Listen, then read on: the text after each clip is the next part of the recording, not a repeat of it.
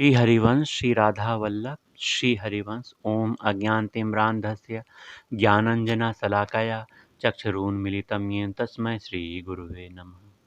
श्री हरिवंश। प्रत्येक स्त्री को उचित है कि वह अपने नैहर और ससुराल में सबके साथ बहुत ही उत्तम व्यवहार करे। व्यवहार करते समय 3 बातों का एक स्त्री को बहुत ध्यान रखना चाहिए।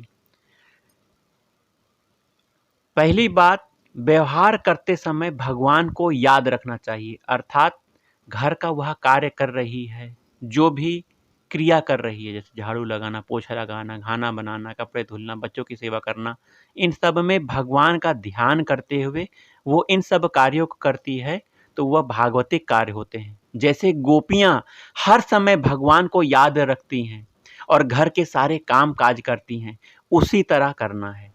गोपियां क्या करती हैं? गोपियां गौएं को का दूध धोते हुए, धान कूटते हुए, दही बिलोते समय, आंगन को लीपते समय, बालकों को पालने में झुलाते समय, रोते हुए बच्चों को लोरी देते समय, घर में जल छिड़कते हुए, झाड़ू देते समय, अन्य काम करते समय प्रेम पूर्वक चित्त से आंखों में आंसू भरकर गदगद वाणी से श्री कृष्ण का गान करती हैं। इस प्रकार सदा श्री कृष्ण में ही चित्त लगाने वाली रहने वाली ये ब्रजवासी गोपियां बहुत ही धन्य हैं। दूसरी बात, स्त्रियों को यह करना चाहिए कि जिसके साथ व्यवहार किया जाए अपना स्वार्थ छोड़कर उसके हित की दृष्टि से किया जाए, अर्थात तत्सुख भावना, दूसरे को सुख देने की भावना से अगर स्त्री कार्य कर रही है तो वो बहुत प्रसन्न होगी। देखिए, आप इस बात को ऐसे समझिए कि एक स्त्री जिसके एक बहुत छोटा सा प्यारा सा बच्चा है और वो स्त्री उसकी सेवा कैसे करती है कि बच्चे को आनंद मिले, सुखी हो, वो रोए ना, उसे आराम से नींद आ जाए, उसे अच्छे अच्छे कपड़े पहनाओ। मन में कितने अच्छे विचार होते हैं उस माँ को जब वो अपने बच्चे की सेवा कर रही होती है। यही सेवा घर के सभी सदस्यों में करनी है, पति में भी यही सेवा करनी है कि मेरा पति सुखी हो, इसे आनंद मिले। वहीं पति के सुख के लिए घर के अन्य लोगों के लिए वह सेवा करती है। तो यहाँ तत्सुख भाव अर्थात दूसरे को सुख देने की भावना से उसे सेवा करनी चाहिए। तीसरी बात, दूसरों के सच्चे गुणों का तो वर्णन करना चाहिए उस स्त्री को।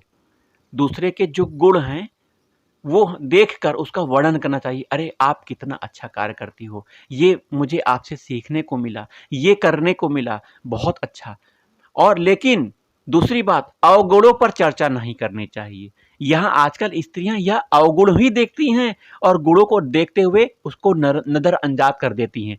क्यों करती हैं? कारण क्या है? इसका कारण यह है कि तुलना करने लग जाती हैं, अपने से उनकी तुलना होती है और एक तरह का शरीर अभिमान होता है। उस अभिमान को वो त्याग नहीं कर पाते क्योंकि उनके पास सत्संग नहीं है, नाम जाप नहीं है, आगे आदि आदि नहीं है। आदि आदि अर्थात भगवान की कृपा से सत्संग मिलेगा, नाम मिलेगा, उसमें जब वो धारण करने लग जाएंगे अर्थात जीवन में वो चीज उतारने लग जाएंगे तो इस स्थिति से वो ऊपर उठ जाएंगे।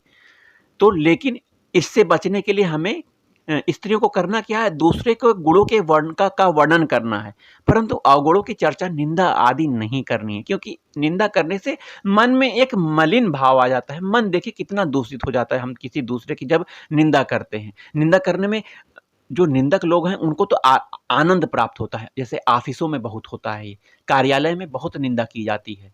मुंह के सामने तो बहुत अच्छी बात होती है, लेकिन कार्यालय में एक दूसरे की निंदा पीठ पीछे की जाती है। लोगों को आनंद प्राप्त होता है, लेकिन ये आनंद ठीक नहीं है, ये बहुत बेकार का आनंद है, ये आदमी को पतन कर देगा। इसी प्रकार से घर में किसी की निंदा नहीं, घर के अपने जन है, क्या निंदा की जाए। तो इस तरह की बातें स्त्रियों को करनी चाहिए। इस प्रकार का आचरण करने से व्यवहार का भी सुधार होता है और सबके साथ प्रेम बढ़ता है। घर में जो अपने से बड़ी अवस्था वाले स्त्री पुरुष हों, श्रद्धा पूर्वक उनकी आज्ञा पालन की चेष्टा और सेवा करनी चाहिए और उनके चरणों में नित्य नमस्कार करना चाहिए। स्त्री को पति के तो पैर छूकर प्रणाम करना चाहिए। पति के सिवा दूसरे पुरुषों को हाथ जोड़कर दूर से भूमि में मस्तक लगाकर प्रणाम करना चाहिए। अपने समान वय वालों को आदर सत्कार निस्वार्थ भाव से प्रेम पूर्वक सुख पहुंचाने की चेष्टा करनी चाहिए। जो अपने से छोटे हैं उनका जिस प्रकार से हित हो इसका विशेष ध्यान रखते हुए वात्सल्य भाव से पालन करना चाहिए। बालकों को के गुण, स्वभाव और चरित्र अच्छे बनाने के लिए अपने उत्तम से उत्तम चरित्र उनके सामने रखना और उसी प्रकार की उन्हें शिक्षा देनी चाहिए। माता के उपदेश की अपेक्षा भी उनके आचरणों का असर बालकों पर अधिक पड़ता है। बालकों के लिए प्रथम गुरु माता ही हैं। तुलसीदास जी की रामायण में आपने देखा, रामचरितमानस में आप लोगों ने देखा है, सुमित्रा ने अपने पुत्र लक्ष्मण के प्रति कैसा उत्तम उपदेश कहा है। क्या उपदेश कहा है? पिता राम सब भांति स्नेही, अवध तहाँ जहाँ राम निवासु, तहीं दिवस जहाँ भानु प्रकाशु, जो पे सिया राम बन जाही, अवध तुम्हार काज कछु नाही, गुरु पितु मातु बंधु सुरताई, से हई से अहि सकल प्राण की नाई, पुत्रवती जुवती जग सोई, रघुपति भगतु जासु सुतु होई, नतरु बांझ बली बदी बियानी, राम विमुख सुत ते हित जानी, तुम रेहु भाग रामु बन जाही, दूसर हेतु तात कछु नाही, सकल प्रकार विकार बिहाई, मन क्रम वचन करेऊ से विकाई। हे बेटा, तुम इच्छा अनुसार सुख पूर्वक वन में जाओ। श्री राम को पिता दशरथ समझना, सीता को माता समझना और वन को अयोध्या धाम समझना। इसी प्रकार राजा ऋतध्वज की धर्म पत्नी मदालसा एक बड़ी उच्च कोटि की विद्वान विदुषी थी, स्त्री थी। उसकी कथा मार्कंडे पुराण में विस्तार से आती है। वहां देखनी चाहिए। अपने पुत्रों को उत्तम बचपन में उसने बचपन में ही ज्ञान का उपदेश देकर ज्ञानी बना दिया। एक माता ही ऐसा कर सकती है। मदालसा का यह उद्देश्य था कि मेरे गर्भ में आए हुए बालक को यदि पुनः दूसरी माता के गर्भ में जाकर जन्म लेना पड़े तो उस बालक को प्रसव करना मेरे लिए लज्जा की बात है। स्त्रियों को चाहिए कि घर वालों और बाहर के सभी मनुष्यों के साथ बर्ताव करते समय वाणी का संयम रखे। अश्लील, गंदे और कटु, व्यंग भरे हिंसात्मक और व्यर्थ शब्द न बोलकर परिमित, सत्य, प्रिय और हित के वचन ही कहने चाहिए। शब्दों का प्रयोग उत्तम अर्थ और भावयुक्त होना चाहिए। इसका असर सभी पर पड़ता है और अपना हित भी इसी में है कि हमें अपनी वाणी को संयमित रूप से प्रयोग करना चाहिए। अपने द्वारा किसी की हिंसा न हो बल्कि सबके साथ निस्वार्थ प्रेम हो। इस भाव को हृदय में रखते हुए प्रेम और विनय युक्त सरलता का व्यवहार करना चाहिए। जो वर्ण, आश्रम, पद, अवस्था, जाति, ज्ञान किसी भी दृष्टि से पूज्य हो, बड़ा हो, उसकी निस्वार्थ भाव से आदर पूर्वक सेवा और नमस्कार करना चाहिए। पर पुरुषों के तो दर्शन, भाषण, स्पर्श, एकांतवास और चिंतन का सर्वथा त्याग करना ही चाहिए। विशेष आवश्यक कार्य होने पर बड़ों को पिता के समान, बराबर वालों को भाई के समान, छोटों को पुत्र के समान समझते हुए नीची दृष्टि रखकर थोड़े शब्दों में आवश्यकता के अनुसार नीति और धर्मयुक्त बात करनी चाहिए। पद्म पुराण में बताया गया है कि जो साध्वी स्त्री सुंदर वेशधारी भी पर पुरुष को देखकर उसे भ्राता, पिता अथवा पुत्र मानती है, वह पतिव्रता स्त्री है। स्त्रियों को शौचाचार, सदाचार, अंतःकरण की पवित्रता पर विशेष ध्यान देना चाहिए। शरीर और घर की सफाई आदि सब शौचाचार के ही अंग हैं तथा सबके साथ उत्तम व्यवहार करना सदाचार है। शौचाचार और सदाचार ये दोनों ही अंतःकरण की पवित्रता में बहुत सहायक हैं। काम, क्रोध, लोभ, मोह, अभिमान, अहंकार, राग, द्वेष, दुर्गुणों का अभाव एवं पूर्व संचित पापों का नाश ही अंतःकरण की पवित्रता है। अतः इसके नाश की विशेष चेष्टा रखनी चाहिए।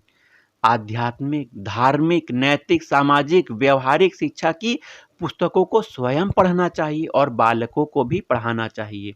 भक्ति, ज्ञान, वैराग्य आदि विषय गीता, श्री रामचरितमानस, रामायण, भागवत आदि आध्यात्मिक ग्रंथ हैं।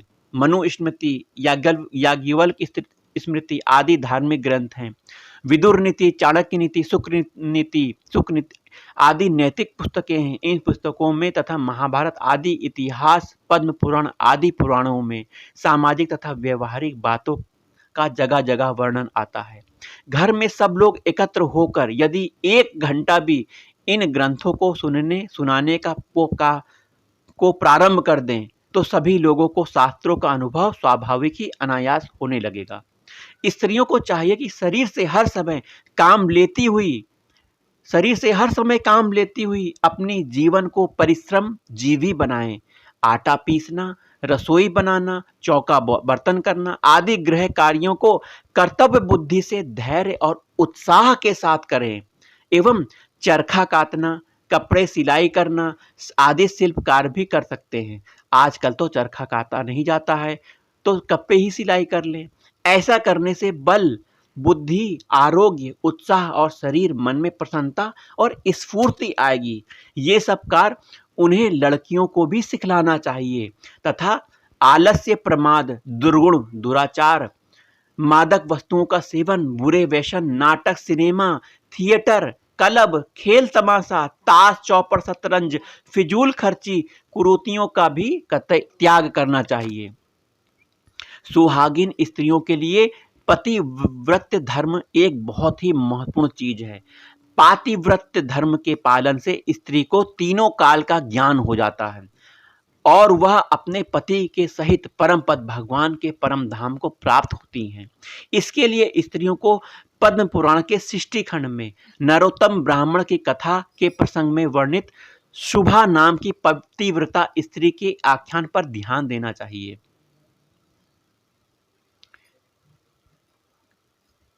पतिव्रता शुभा के बारे में हम थोड़ी सी चर्चा करेंगे। प्राचीन काल में नरोत्तम नाम से प्रसिद्ध एक ब्राह्मण थे। वे अपने माता पिता का त्याग करके तीर्थ सेवन के लिए चल दिए। तीर्थों में घूमते समय उनके वस्त्र प्रतिदिन आकाश में बिना ही किसी आधार के सूखते थे। इससे अहंकारवश वे कहने लगे कि मेरे समान पुण्य आत्मा और महायशस्वी कोई नहीं है। एक दिन ऐसा कहते हुए उनके ऊपर एक बगुले ने बीट कर दी। ब्राह्मण ने क्रोध में आकर उसे श्राप दे दिया, जिससे बगुला भस्म हो गया। इस पाप के कारण अब उसकी धोती आकाश में नहीं ठहरती थी। इससे उसे बहुत दुख हुआ। तब आकाशवाणी हुई कि तुम धर्मात्मा मूक चंडाल के पास जाओ, वहां जाने से तुम्हें धर्म का ज्ञान होगा। यह सुनकर नरोत्तम मूक चंडाल के घर गए। उस समय मूक चंडाल अपने माता पिता की सेवा में संलग्न थे। नरोत्तम ने उनसे कहा, तुम मेरे पास आओ, मैं तुमसे सबके सनातन हित की बात कहता हूं, उसे ठीक ठीक बताओ। इस पर मूक चंडाल बोला, पूछता हूं। उन्होंने पूछा और इसे ठीक ठीक बताओ। तो मूक चंडाल बोलते हैं कि मैं माता पिता की सेवा करने के बाद आपकी आवश्यकता पूर्ण कर सकूंगा, तब तक ठहरिए, विश्राम करिए। इससे नरोत्तम आग बबूला हो गए। तब चांडाल बोला, आप क्यों व्यर्थ क्रोध करते हैं? मैं बगुला नहीं हूं। अब आपकी धोती आकाश में नहीं ठहर पाती है, इससे आकाशवाणी सुनकर आप मेरे घर आए हैं। अब थोड़ी देर ठहरे तो मैं आपके प्रश्न का उत्तर दे सकता हूं, अन्यथा आप पतिव्रता सुधा के पास जाइए। तदंतर चांडाल के घर से ब्राह्मण रूप में विष्णु भगवान सदा निवास किया करते थे। वे निकलकर नरोत्तम से कहने लगे कि चलो, मैं भी पतिव्रता देवी के घर चलता हूं। नरोत्तम कुछ सोचकर उसके साथ चल दिए। रास्ते में उन्होंने पूछा, वह पतिव्रता कौन है? उसका शास्त्र ज्ञान कितना है? पतिव्रता के क्या लक्षण हैं? इस बात को आप ठीक ठीक बताइए। ब्राह्मण धारी श्री भगवान बोले। विष्णु भगवान उनके साथ चल रहे थे।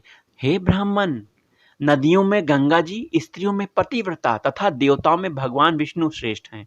जो पतिव्रता नारी प्रतिदिन अपने पति के हित साधन में लगी रहती है, वह अपना पितृकुल और पतिकुल दोनों का उद्धार कर देती है। जो स्त्री पुत्र की अपेक्षा 100 गुने स्नेह से पति की आराधना करती है, राजा के समान उसका भय मानती है, पति को भगवान का स्वरूप मानती है, वह पतिव्रता है। जो पति के साथ गृह कार्य में दासी, रमण काल में रमणी तथा भोजन के समय माता के समान आचरण करती है, जो विपत्ति में उनको नेक सलाह देकर मंत्री का काम करती है, वह स्त्री पतिव्रता मानी जाती है। जो मन, वाणी, शरीर तथा क्रिया द्वारा कभी पति की आज्ञा का उल्लंघन नहीं करती है तथा सदा पति के भोजन कर लेने पर ही भोजन करती है, उस स्त्री को पतिव्रता समझना चाहिए। जिस जिस सैया पर पति शयन करते हैं, वहां वहां जो प्रतिदिन यत्न पूर्वक उनकी सेवा करती हैं, पति के प्रति कभी जिसके मन में डाह नहीं पैदा होती, कृपणता नहीं आती, जो मान भी नहीं चाहती, पति की ओर से आदर मिले अनादर मिले दोनों में समान बुद्धि रखती हैं, ऐसी स्त्री को पतिव्रता कहते हैं। जो साध्वी स्त्री सुंदर वेशधारी पर पुरुष को देखकर उन्हें भ्राता, पिता या पुत्र के समान मानती है, वो पतिव्रता है। हे द्विजश्रेष्ठ, तुम उस पतिव्रता के पास जाकर उससे अपने हित की बात पूछो। उसका नाम सुधा है। वह रूपवती युवती आपके हृदय में दया भर है और उसके हृदय में दया भरी है, आप उसके पास जाओ। यूं कहकर भगवान वहां अंतर्ध्यान हो गए। इस पर ब्राह्मण को बड़ा आश्चर्य हुआ। उन्होंने पतिव्रता सुभा के घर जाकर उनके विषय में पूछा। सुभा तुरंत घर से बाहर आकर दरवाजे पर खड़ी हो गई। नरोत्तम ने कहा, देवी, तुमने जैसे देखा और समझा है उसके अनुसार मेरे हित की बात बताओ। पतिव्रता बोली, ब्राह्मण, इस समय मुझे पतिदेव की सेवा करनी है, अतः अवकाश नहीं है, इसलिए आपका यह कार्य पीछे करूंगी। इस समय मेरा आतिथ्य ग्रहण कीजिए। नरोत्तम ने कहा, मुझे भूख, प्यास और थकावट नहीं है, मुझे अभिष्ट बात बताओ, अन्यथा मैं तुम्हें शाप दे दूंगा। इस पर पतिव्रता बोली, द्विजश्रेष्ठ, मैं बगुला नहीं हूं, आप धर्म तुलाधार के पास जाइए और उन्हीं से अपने हित की बात कहिए। यूं कहकर सुबह घर से भीतर चली गई। उसकी बात सुनकर नरोत्तम ब्राह्मण को बहुत विस्मय हुआ। तब ब्राह्मण वेशधारी श्री भगवान ने आकर बतलाया कि यह सुभा पतिव्रता है, इसी से यह भूत, भविष्य और वर्तमान तीनों कालों की बातें जान जाती हैं। पतिव्रता सुभा के पातिव्रत के प्रताप से भगवान उसके घर पर भी ब्राह्मण के रूप में निवास करते हैं और अंत में वह पति के साथ भगवान के साथ परम धाम चली गई। स्त्रियों के लिए कल्याण की बात बहुत ही सुगम साधन है पातिव्रत धर्म। इसके करने में ना तो कोई कष्ट है न कोई खर्चा है। यदि कहें कि स्त्रियों का कल्याण पातिव्रत धर्म के पालन से कैसे होता है, सो ठीक है। यह शास्त्र की आज्ञा है कि स्त्री का पातिव्रत धर्म पालन मात्र से कल्याण हो जाता है। शास्त्र भगवान का विधान है तथा भगवान के विधान किए हुए नियमों के अनुसार चलने से परमात्मा की प्राप्ति होना उचित ही है। यदि कहें कि ऋतु ज्ञानन्य मुक्ति, ज्ञान के बिना मुक्ति नहीं होती, तो ठीक है। पातिव्रत्य धर्म के प्रभाव से स्त्री के राग द्वेष दोषों का नाश हो जाता है। इससे अंतःकरण शुद्ध होकर उसे भगवत कृपा से अपने आप ही ज्ञान हो जाता है। यह नियम है। अपने अनुकूल में राग और हर्ष तथा प्रतिकूल में दोष और शोक होता है। कोई कार्य अपने पति के अनुकूल हो पर अपने प्रतिकूल हो तो पतिव्रता स्त्री अपनी प्रतिकूलता का त्याग करके पति के अनुकूल ही आचरण करती है, एवं अपने मन के अनुकूल हो पर पति के प्रतिकूल हो तो उसे नहीं करती है। इस प्रकार अपनी अनुकूलता प्रतिकूलता पर बार बार आघात पड़ने से अपनी अनुकूल प्रतिकूल वृत्तियां नष्ट हो जाती हैं, जिससे उन वृत्तियों से उत्पन्न होने वाले राग द्वेष हर्ष शोक आदि विकारों का अत्यंत अभाव होकर उसका अंतःकरण शुद्ध हो जाता है एवं भगवत कृपा से परमात्मा के स्वरूप का यथार्थ ज्ञान होकर वह परमात्मा को प्राप्त हो जाता है। पुरुष यज्ञ, दान, तप, होम, सेवा, पूजा, तीर्थ, श्राद्ध आदि जो कुछ भी धार्मिक कार्य करता है, अपनी पत्नी को साथ लेकर ही करने से उसका वह कार्य सफल होता है, क्योंकि विवाह संस्कार में के समय पत्नी की प्रार्थना पर पुरुष यह बात स्वीकार करके उसके साथ नियमबद्ध हो जाता है।